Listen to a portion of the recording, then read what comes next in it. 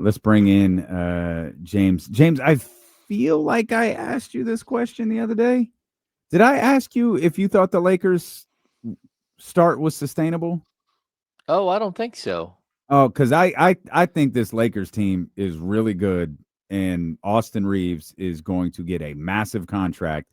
And Luka, there's going to be some clever like white boy tag team nickname hitting the streets here.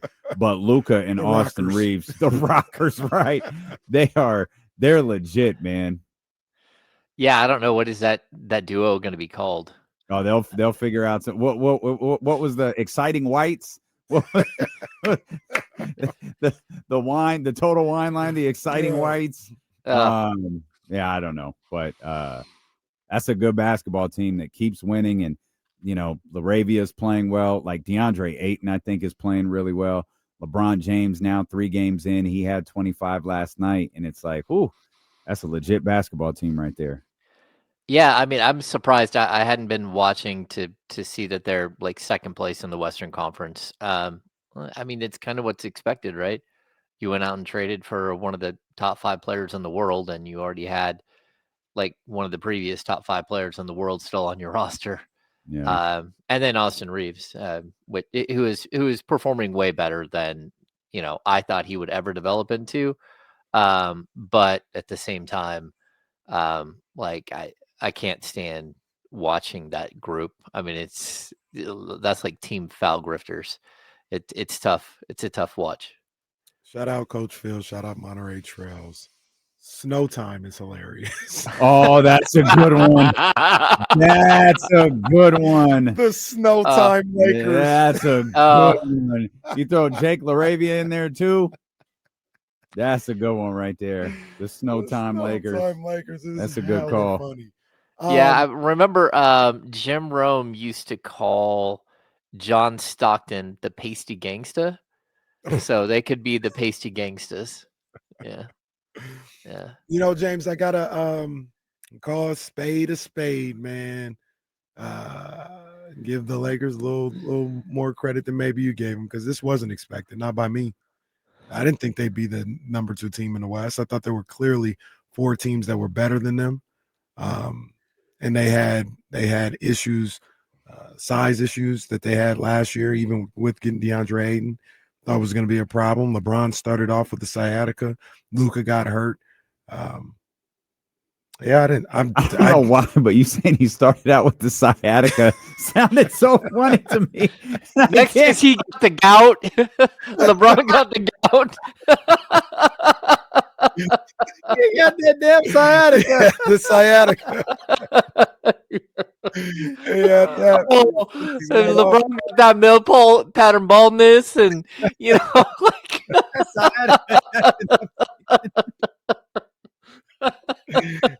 KC in holiday mode. That's funny as hell. He had the sciatica. And yeah, they've exceeded my expectations. Oh, yeah. And it wasn't expected from me that they'd be 13-4. Yeah, I don't think I knew where exactly I would have put them. I mean, I think we did preseason, like who's going to be where in the Western Conference, but like look, some of it looks a little smoke and mirror-esque. A lot of it does, some of it comes back to the fact that they're the Lakers, and coming into this season, they had already, like, the previous 3 seasons, they'd taken like 500 more free throws than their opponents. So, I mean, that's part of it. But, like, look, if they can hold it together, it's probably a pretty dangerous team. Ayton's, I've never been a huge fan, but if Ayton's like your 5th best player, that's it. Okay. Yeah. He's cast properly here. In this setup with the Los Angeles Lakers. Apparently it was just me. Is that 39.5 over? I was the only one that went under. Everybody else went over. For the Lakers? Mm-hmm. The Lakers were 39.5? Yeah. Wow. And I think that was after the LeBron news came out. And that's why I was like, sure. Kind of like, But he got that tiger balm. He's rubbing all over the knees, and he's ready to roll. Okay, we need to get to the Kings. One more just quick overreaction, since we're talking the Lakers, we're not talking Kings yet. This all started, Hammer, because I posed it as like an NFL segment, like the overreaction. Luka Doncic will win his first MVP. That sent us into a conversation about the Los Angeles Lakers. How about the Detroit Pistons will win 60 games this season? Oof. I mean, 3 when teams you're, did it last year. 2 yeah, in the East. OKC in the West. Detroit's obviously, what are they, 15-2 right now? Yep. mm-hmm. And can they win? Is this a 60-win team this year? I'm going to say yes, because I think, number one, this is a great draft, and there are a bunch of teams already looking at the draft and thinking, I wouldn't mind being in the top 6 of that draft class.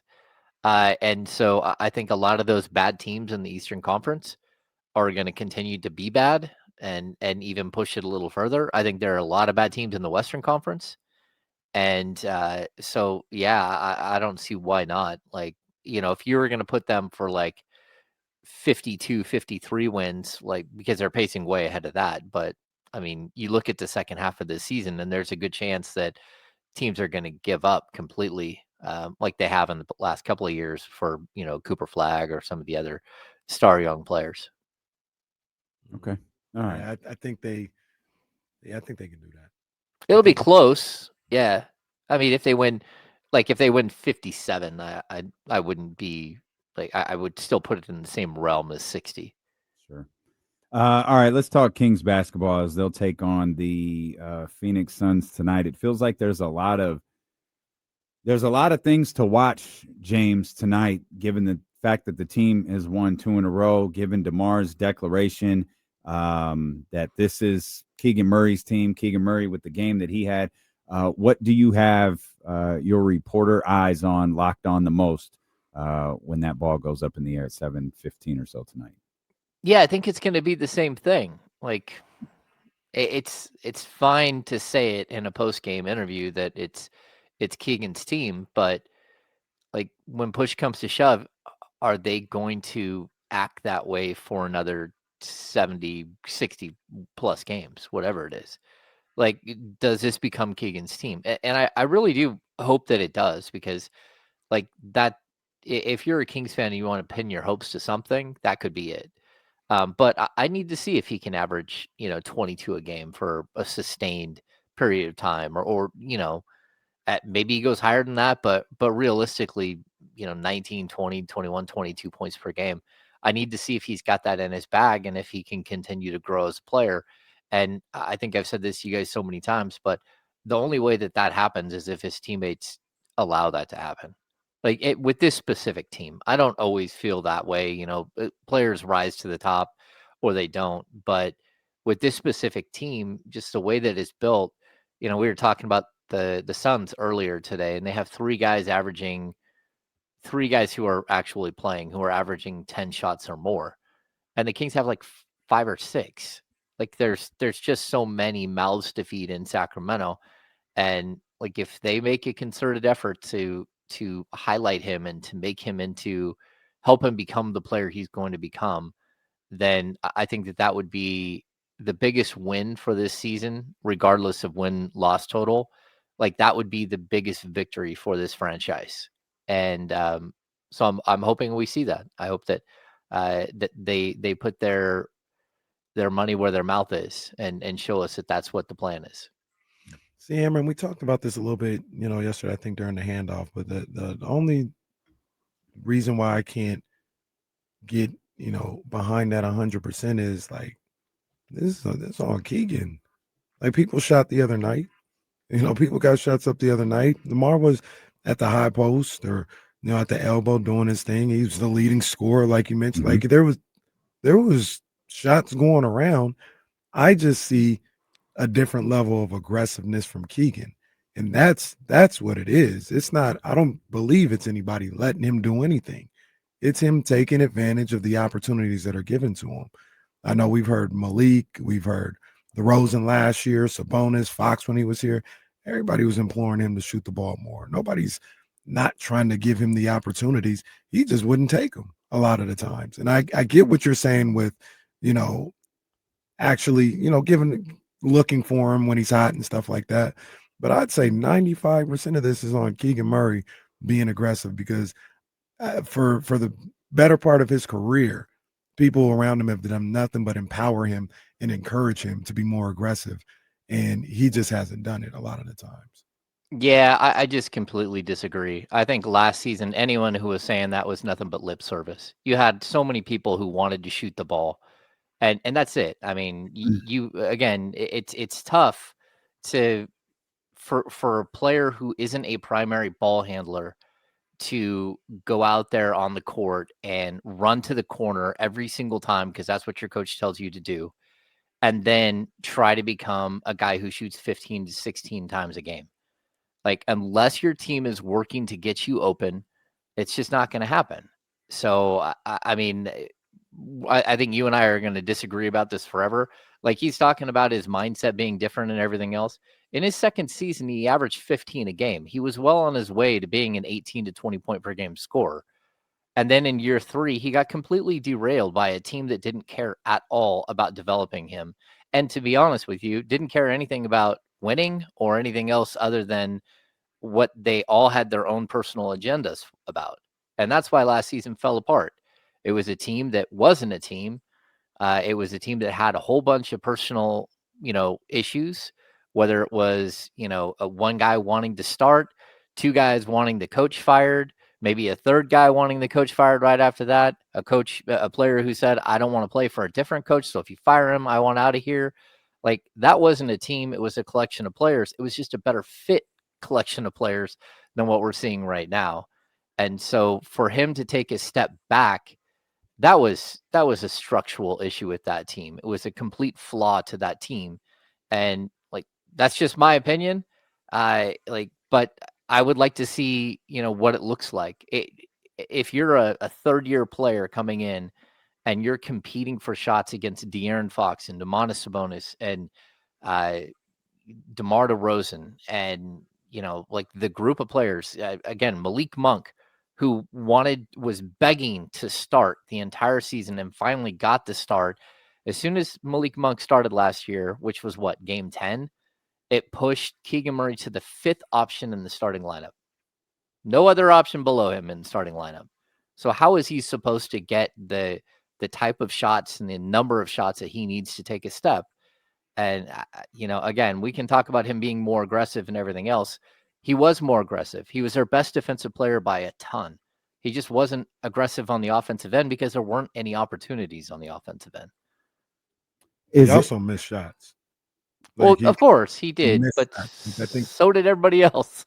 But I'm saying that goes into the development and the number wise or whatever why they went down. Like his shooting numbers dipped. And Well, shooting numbers dipped because he wasn't getting shots in rhythm. He wasn't getting enough shots. He was losing shots.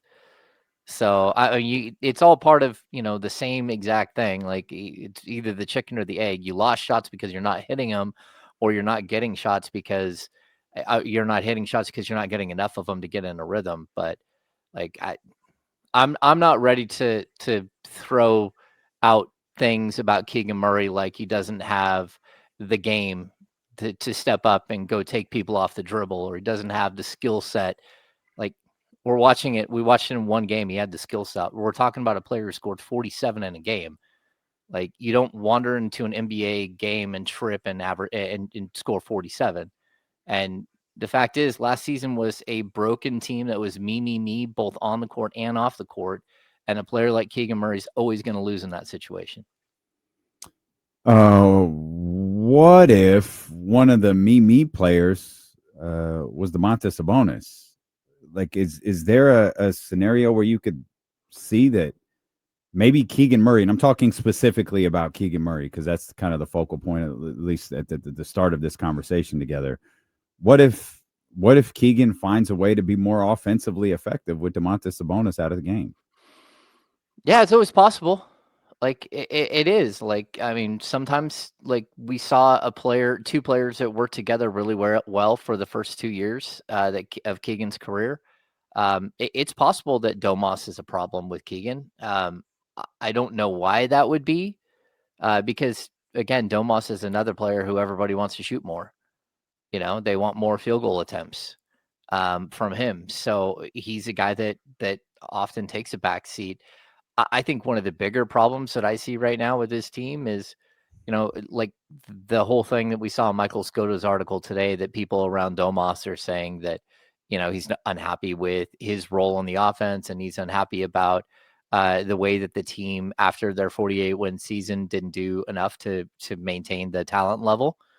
Like, I don't see any issues with any of that. Like, they should use Domas more. The fact that guy averaged 8 assists per game 2 years ago and over 6 last year, and he's at 3.8 this year, and your offense looks like hell, and nobody passes a ball, and we're finally seeing that the team work a little bit more, function a little bit more, but you've had an offensive hub, and when this team plays well this season, a lot of times it was with Domas, with the ball running through Domas. I don't disagree with Domas. Like, as far as like what it is that he should be asked to do, I mean, the fact that his usage is way down, that he's averaging 3.8 assists per game, but also up until the last couple of games, you as a team are averaging like 23 assists per game and one of the worst assist teams in the league. It's because you had no offensive flow at all. So I would like to see some sort of offensive set here with this team, but I don't see a world in which it was Domas's fault that Keegan Murray wasn't succeeding. I just don't, because Domas is one of the most willing passers on this team, and I don't. He works to get people open. Like, if they're, you can have a lot of problems with Domas as a player, but it's not effort, and it's never been about being selfish. It's about him not blocking shots, or him not shooting enough threes, or things like that. Or shots. Period. I think there is an element of selfishness to it when you worried about your usage rate and your the ball going through you, as opposed to, hey, what do we need to do to win? Like, the offense ain't even the issue. Why are we talking about offense? I know their offense is bad or whatever. Isn't good. I know the offense is bad, but for the last 3 years, we talking about defense, right? We talking about they don't match up and they can't defend. Does he complain about that? Does he complain about the defensive scheme or what goes on in that aspect? He did. He said, we can't pick up 94 feet. I don't know. He said it all through camp. That's not with the team that's built here. We can't pick up 94 feet. I don't understand that. He said that multiple times in camp. He said, that's not who our players are. So no, I don't think that. And hey, we read that a little differently. I mean, we read that a little differently. Like, yeah, we just read that differently. How do you read it? I read it like you complaining about working. Like, work. Like, I said the same thing when Zach LaVine said that too. Mm-hmm. Like, Zach, how are you going to talk about, Rudy Gobert can't score 30 a game because he's not capable of it? Are you telling me? Well, if he's playing the Lakers, he can. Well, last year, not this year, no, not this year, last year. But when he made the comparison of, like, they don't ask Rudy Gobert to score 30 a game, that's because he can't do it. Are you telling me you can't play defense? You can't give an extra effort on defense? If that's what you're telling me, then cool. You're being honest with yourself or whatever. Like, cool, I get it. But this guy's asking you to pick up and use the same level of athleticism that you use to be this dynamic scorer, to be beneficial to the team on the defensive end. Are you telling me that you can't do that? Same thing with Sabonis. You have no problem, having all the energy in the world and being able to move and having the IQ and everything when things are on defense. But somebody asks you to play on offense, but somebody asks you to play defense a certain way, and now it's, I don't know why we're doing this. But we just see that differently. I see that as a cop-out. That's how I see that. I'll tell you this, never once have I watched Domantas Sabonis and thought he wasn't playing hard. Not once. I mean, the dude's led the league in rebounding the last 3 years. He is fighting and boxing out people all game long. Like, there isn't the problem that he doesn't block shots or that he's not a true rim protector. That's a huge issue. I get it. And that's why I've said it a million times. If you're going to have Domantas Sabonis, you better have somebody that can protect the rim. I mean, to interrupt you, but you talked about the first play of the game against the Hawks a couple of days ago. They just blew by him. That ain't nothing but rim protection. That is getting a stance, defend, block. I'm not like defend. It ain't got nothing to do with shot blocking and all this. It's a damn effort. And you're supposed to be the leader. And you said yourself, and I agree with you, that set the tone for that entire game. He was that's not 5 just feet. Sabonis. He was 5 feet from the basket, and a dude was running downhill on him that was somebody else's man. So you let him get Like, an uncontested layup? or you foul him and you pick up a foul, 30 seconds into a game because 100%. how many times are you going to get to do that during that game? Like he would have played 5 minutes. Like I get it. I get it that you don't like watching Domantas Sabonis play basketball. I do. No, But I at the don't like same to hear time, him complaining. That's what I don't like. I have yeah. no problem with him on the basketball court. All I've heard from him for the past 2 years is a bunch of whining and complaining. And you talk about me, the ball not going through me. That's what I've heard for 2 seasons. Yeah, and 3 seasons ago, they were the top offense in the history of the NBA with him being the hub of the offense. Right now, they're 28th in the NBA in offensive rating. They are god-awful offensively. And that has nothing to do with that. That's because they're not running the ball through one person. It's, Well, I get the equal opportunity offense, but they've equal opportunity offense themselves off the face of the planet. I'm just offering a thought. I'm not picking sides here in the family feuds. There's always a fight at Thanksgiving. It's no different here. But we talk about the offense 3 years ago. There's one Domantas Sabonis in the league. But the next year, everybody's offense looked exactly like Sacramento's did that year, except better. That was the Indiana Pacers year where it's like, yo, what is Rick Carlisle doing? Rick Carlisle just said, F it. I don't have the defensive players. Like, go, run. It's why I'm telling everybody, go watch the Chicago Bulls. It's hilarious. The Chicago Bulls look like the Kings, but like on steroids. They look like that Pacers team where they're just like, yeah, run, man. Like, just the only way we're going to beat somebody is we just run up and down the floor and score 140. And even at that, we might lose that game. And they have. But Domas isn't the center of any of that. Like, he was the center here in Sacramento, and it worked. And I think a lot of things, Hammer, went wrong that second year. And perhaps the approach with Domantas Sabonis was one of them. Mike's Mike Brown's roster staying exactly the same, but his unwillingness to lay off what he wanted from this team defensively is probably another reason. Not saying that you can't ask your team to be better, just saying you've got to recognize what you have on your roster. I think Rick Carlisle did a brilliant job of recognizing it. They made some upgrades. That's why they ultimately went to the NBA Finals. Chicago has made that recognition. They're a middling team who are just like, man, we're just going to score. That's all we can do to survive right now. And Mike was unwilling to do that a second season. And so maybe there was an effect on Domas there with this commitment to Duarte and defense and Kevin Huerter falling off of a cliff and all of these different things. And it just feels like, and James, you say this all of the time. We could talk about DeMar and Zach. We could do all of that to death. The fact is, we are in this position right now because that front office broke the playoff drought and said, okay, guys, we did it. Yeah. They refused to get better. And that was it. Indiana did not refuse to get better. Mm-hmm. Their teams have continuously taken steps forward. And like, there's something that we have to do to get better. Denver was unwilling to just go, yeah, I think we've kind of done what we can with Jokic and Murray. And no, they were like, no, we died because of depth. We have to add depth to this roster. And now there's teams, there's fans that fear that basketball team again. Mm-hmm. Jokic is as great as he's always been, but that basketball team is better. Kings didn't do that. And that's why in fact, they did the opposite of what you should have done.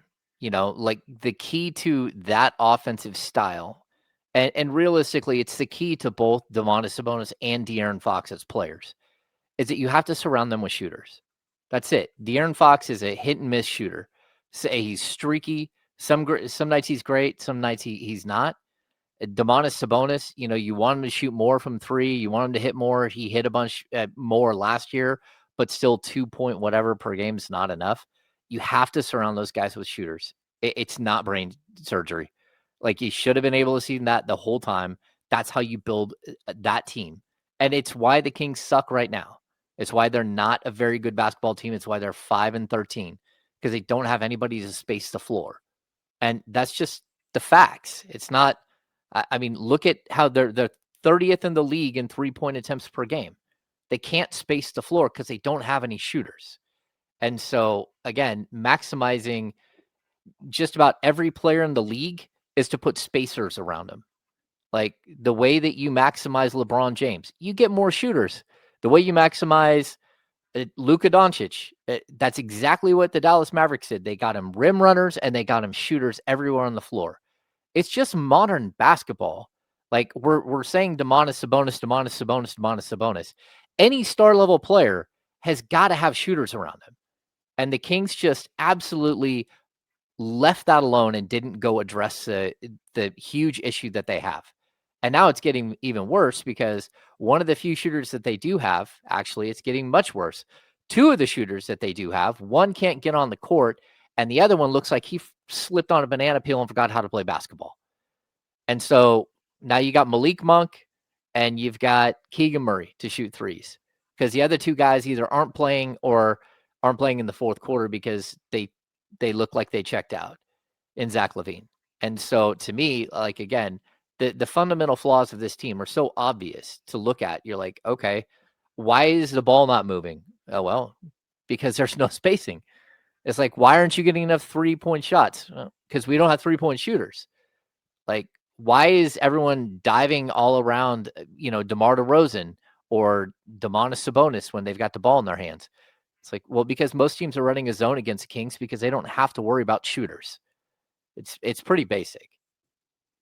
It's unfortunate because a 6'8" power forward who can shoot and score was on the trading block and could have helped the Sacramento Kings at the time. But anyway, a few of those over the course of time. There's been a few, but hey, we don't want to pay that guy too much. We'll come back and we'll never mention Domantas Sabonis' name again. From now until the end of Thanksgiving, we're not mentioning Domantas Sabonis, but we are going to talk about Keegan Murray, or excuse me, we will talk about Keegan Murray. We're going to talk about Keon Ellis, though, because James said something yesterday with us that was immediately echoed by two other national insiders within hours. We'll explain what that is when D'Lo and KC return here on Sacramento Sports Leader, ESPN 1320. That's good stuff, pal. 10-point game going into the fourth quarter. Sorry if we're yelling at each other. Oh, it's great. Oh, man, that's hammer my dog, man. Came home, I had some gumbo, took a nap, fired up, ready to roll. Mrs. Ham, attorney at law, makes the gumbo? No, I made the gumbo. Oh, I heard you mention gumbo earlier. I think I missed it that you made it. Yeah, I was sitting there stirring the roux for 45 minutes. Oh, that's what you said. That's right. Yeah, that's right. Yeah. That is a trip. It takes forever. Yeah. Sarah actually went to the store. She's like, yeah, you got to keep stirring it until it's like chocolate brown and thick like cookie dough. So I'm like, it's literally oil and flour, white flour. So I'm sitting there stirring. I'm like, this is gonna take a while. Sure enough. James, I want to ask you this here, not on the radio, but because we don't need to go about that conversation. Yeah, but you understand and subscribe to like usage rate and stuff a little bit more than I do. The eye test tells me the ball doesn't run through Sabonis as much. But what do you make of the stat that his usage rate is the highest right now that it's been at any time in Sacramento? Yeah, I mean, like, it's about the shooters, man. If they're running it through him, it's because he's doing the same thing everybody else is. He's doing one-on-one stuff because he has to. Like, I feel like out of desperation, this team just goes into ISO ball the whole time. That's how your usage goes up when you have the ball a whole bunch more. But, yeah, he's at 22.8. His first 15 games in Sacramento is a little higher than that. But look at the assist percentage. Like 2 seasons ago, not even Beam Team 1, Beam Team 2, his assist percentage was 33.9. Right now, it's half that. Almost exactly. It's at 17.1. And that's because they've taken the ball out of his hands. There might be an argument. I'm sorry. Go ahead. No. There might be an argument to be made that he was a product of that offensive system. that he's not that type of that ball distributing type guy. And in that system, it worked with those shooters. Well, Like, yeah, but I if mean, Sabonis is that guy, if he's that guy, those assists should come anywhere. Like, do you guys think if Jokic was in a different offensive system that the assists would like go down and not be the same? Like, Jokic is the system. That's why he gets the assist, not the system that he's in. And there's an argument to be made that Sabonis was a product of that system when you talk about his assist. yeah, but I mean, Sabonis averaged an assist rate of 27.5 with the Indiana Pacers in his last full season there. Like, and his usage was higher than any time in Sacramento at 24. Like, you know what I appreciated about Mike Brown was the half-second offense, right? You have the Mike D'Antoni, like, 8-second offense, but Mike Brown wanted a decision made within a half second. Like, you already needed to be making the decision before the ball got to you. That's gone. And that's where, again, like, the usage and assist percentage, like, Domas is being asked to go one-on-one, which is not what he's good at. And, we're talking about, again, like, figure this one out. His usage is higher, his assist rate is lower, and his points per game are lower because he's trying to force things because everybody else is trying to force things. To me, it's really like that shot's gotten worse. That jump shot, he need to go back to lethal shooter. Does it look good? The shot looked good. Yeah, the 3-point shot looks horrible. And I don't know what happened. I don't know why he changed it. I have a feeling, though, a lot about the shot is that he's just beat up. Remember, he walked into the season with a hamstring pull. He was supposed to miss like a week and didn't. He came back after the first game. I don't think he's ever been. And then game 4 is when he got cracked in the ribs by either Jokic or Valanciunas in that game. Jokic got him good early in that game. Yeah, I think he has been in like a huge amount of pain. Yeah.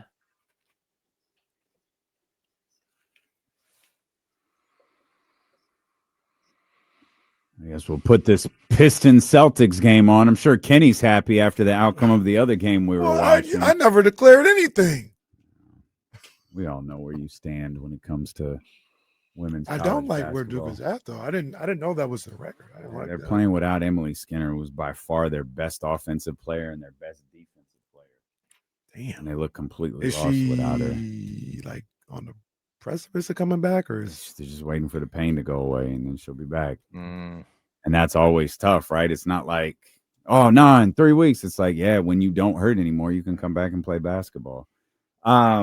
James, you said something to us yesterday. I can't remember if it was it must have been on the handoff because yesterday was Tuesday because we were talking Keon Ellis and the mystery that has become Keon Ellis when it comes to his playing time, lack thereof, his involvement with the team, his potential future with Sacramento. And you're like, yeah, there are teams around the league that are confused with what's going on with Keon and his playing time. And about 2 hours later, Jake Fisher, unsolicited, said the same exact thing to us. There are teams around the league that are really confused about how Keon Ellis's year is playing out. And as everyone saw, Michael Scotto wrote the same thing for Hoops Hype. And so now it appears everybody is confused about what Keon Ellis's role is with this team, why he's not getting a ton of playing time. And no hyperbole, it seems to be a legitimate conversation around the league, at least with interested basketball teams. Yeah, I mean, I've heard it all off season. Like when they decided to pick up his team option, there were teams around the league that were like, oh, "Are you kidding me? You just let him go. You just lost him. Like, what are you thinking?"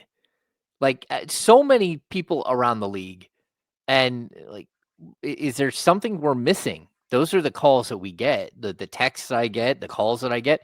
Are we missing something with him? Because is he not a good teammate? Like, no, he's a good kid. Mm-hmm. Like, I don't know what to tell you. Like teams around the league, absolutely like love Keon Ellis. I mean, ESPN and their free agency ranking for this offseason that we just got out of, he was number 6. He was number 6 on their list of free agents. Not number 6 amongst shooting guards. I mean, number 6 overall. And so, yeah, teams around the league are like, what in the hell is going on there? And to be honest with you, I don't have an answer for you because on a team that's bad at defense and bad at shooting 3-point shots, you have a kid who's really good at defense and really good at shooting 3-point shots. Now, again, is he an all-NBA defender? I have not said that, but it's not me who compared him to Bruce Bowen. It was Mike Brown that compared him to Bruce Bowen. It was Mike Brown, who has been an NBA head coach for, I don't know, 15 years, and an NBA assistant coach or head coach for the last 30, who worked with Bruce Bowen in San Antonio. So I think a lot of people around the league are just like, okay, whatever. This is the Kings being the Kings. And we're totally fine with that because when he's a free agent this summer, we're all going to go after Keon Ellis. And the other thing that I will keep bringing up, like the trade deadline is February 6th. Keon Ellis can't be signed to a contract extension until February 9th, which means that if you're trading for Keon Ellis, you do not know if you're going to be able to re-sign him to a contract. And that means his value on the open market, we heard, there's a possibility he might be worth a first-round pick.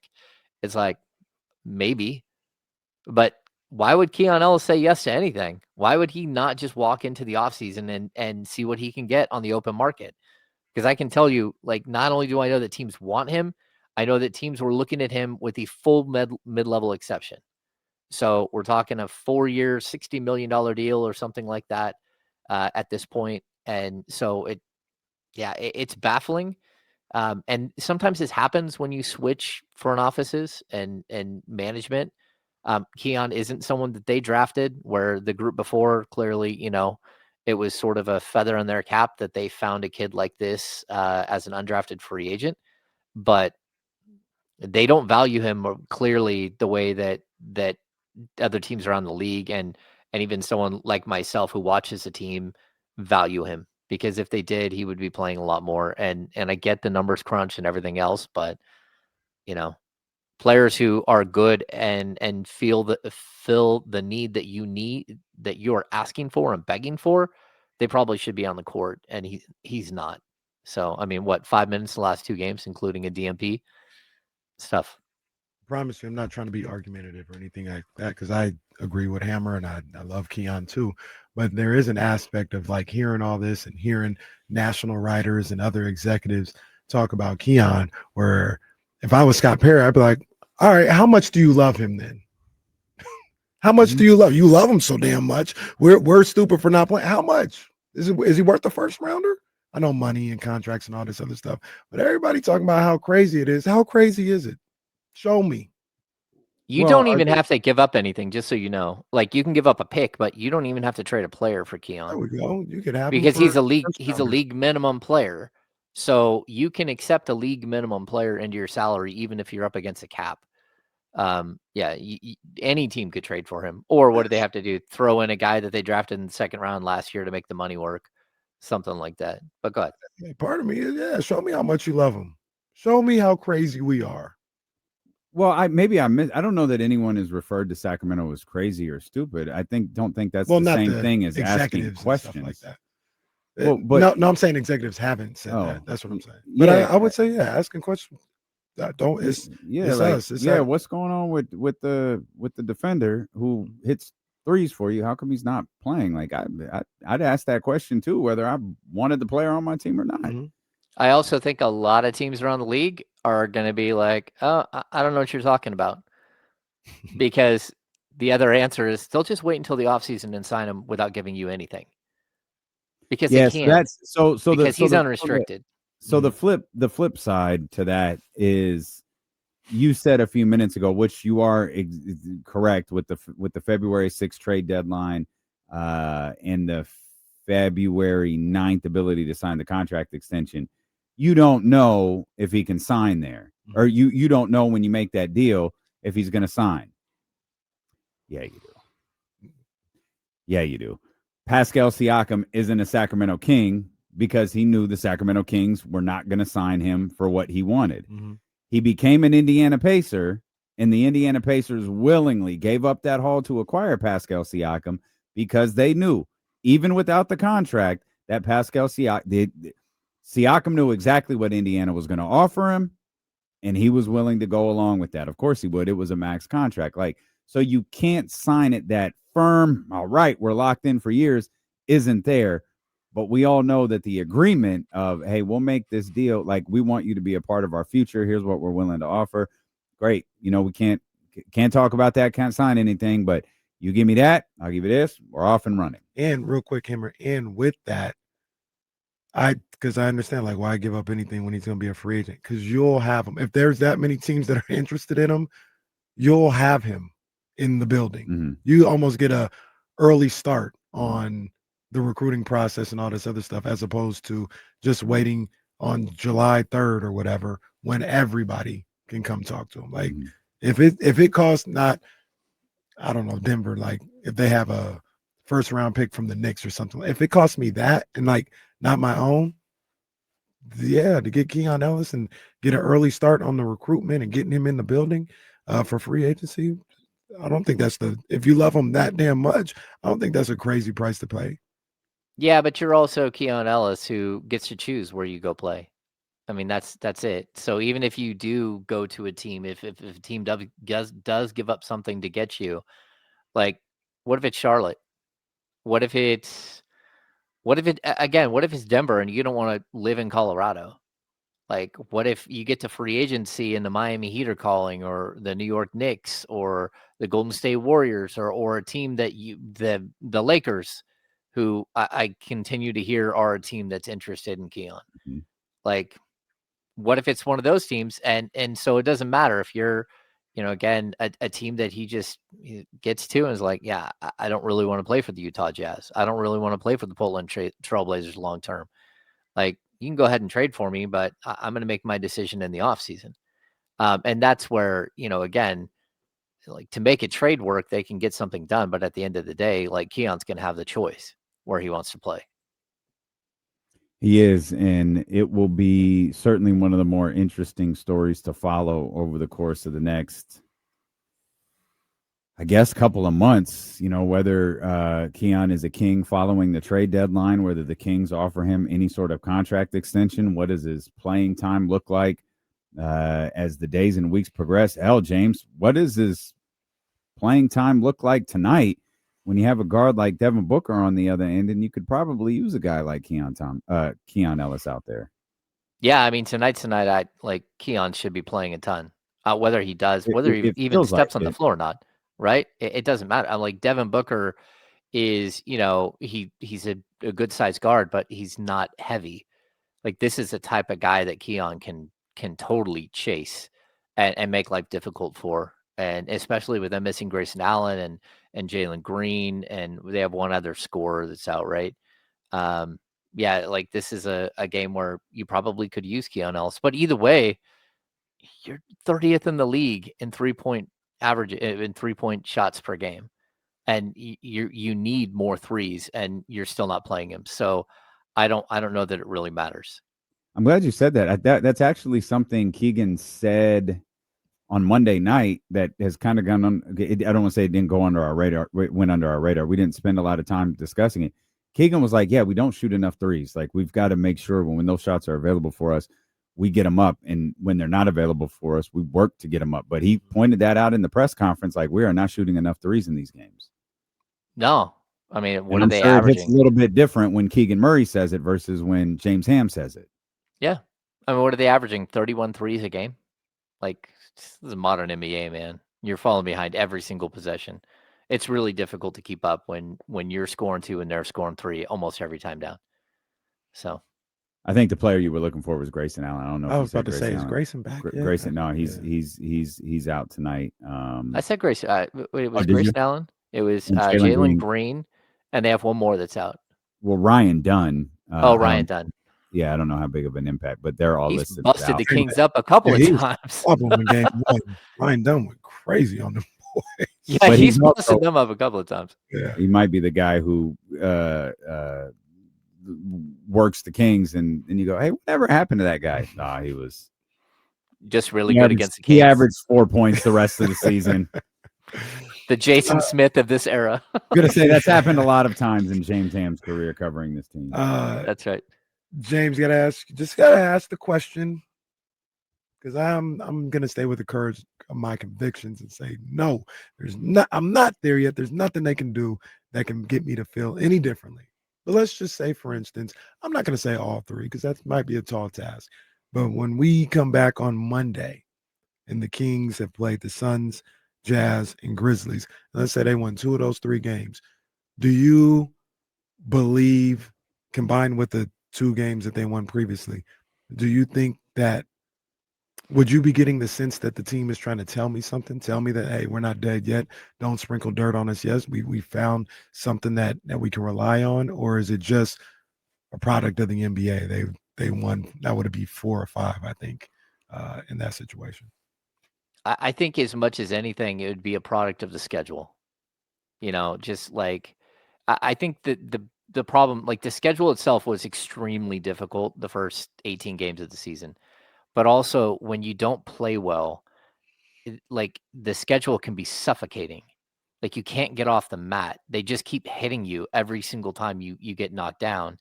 And I think that that's it. Like if you get a good win, right, in Denver, you back that up with even, probably a better win with Minnesota where, they weren't on the second night of a back-to-back. It took overtime and you just kept fighting and you kept showing this grit that you didn't have. I think you found the grit the game before. And then when you got to the Minnesota game, you realize, hey, we're still in this. We can keep fighting. And now all of a sudden, the schedule lightens up. This is where you got to prove that you learned that that you can get up off the mat and you can keep battling. Because right now, I mean, there's nothing stopping the Kings right now from rattling off another 4 in a row against subpar teams and being on a 6-game win streak that makes that 8-game losing streak look like a thing of the past. Now, whether they'll do that or not, I have no idea because I don't know what to expect from this team one night to the next. But I do feel like the schedule played a role in what happened, and just like the inability to breathe, the inability to ever feel like you've got a shot walking into a game because you got 5 other games right behind you that just showed you that you aren't very good right now. And it can be, sort of a self-fulfilling prophecy when you start getting down on yourself and down on the way that the season's going. Yeah, I think there is something to that, given the fact that so many games during that losing streak slipped away from them so quickly, and it just it oftentimes felt like it became a throw your hands up game, and all right, let's just get through this, and start thinking about the next one, and you lose that one by 27, 30 points, whatever it is, and then you go into the next game, and the same thing happens. It just kept happening over and over and over and over again.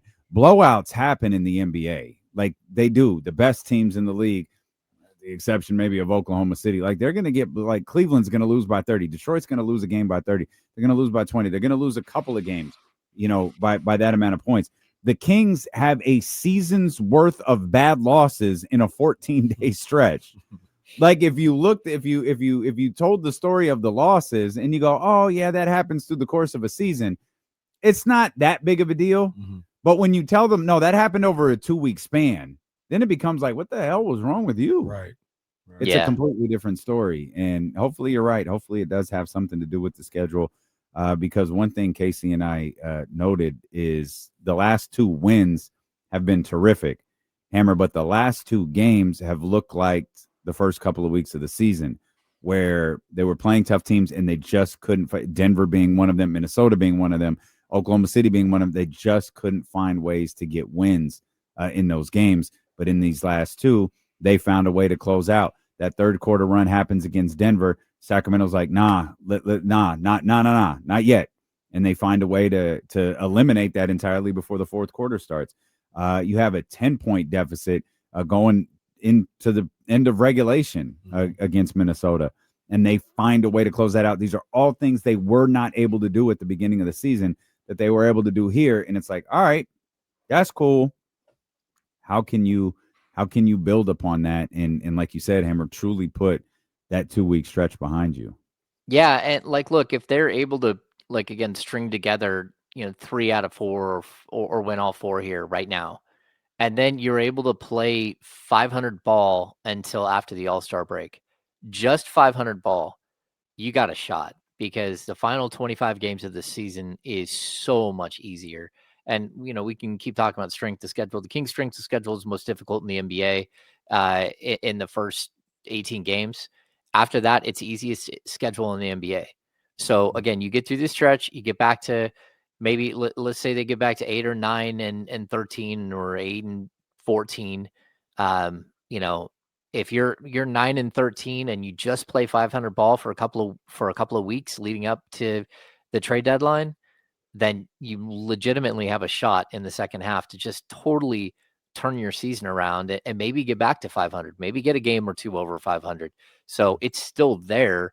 I think that there will be changes that change, like, sort of the trajectory of this team at some point, and, kind of take that step back to take a step forward in the future. Yeah. James, you were supposed to leave like I know. 10 minutes ago, man. I'm so sorry. 8 minutes. James, It's I always forget. James won't be covering the first quarter, ladies and gentlemen. Sorry. Go put the quarter zip on and get out to the arena. Thanks, Hammer. See you guys. Happy Thanksgiving, man. All right, man. Hey, you too.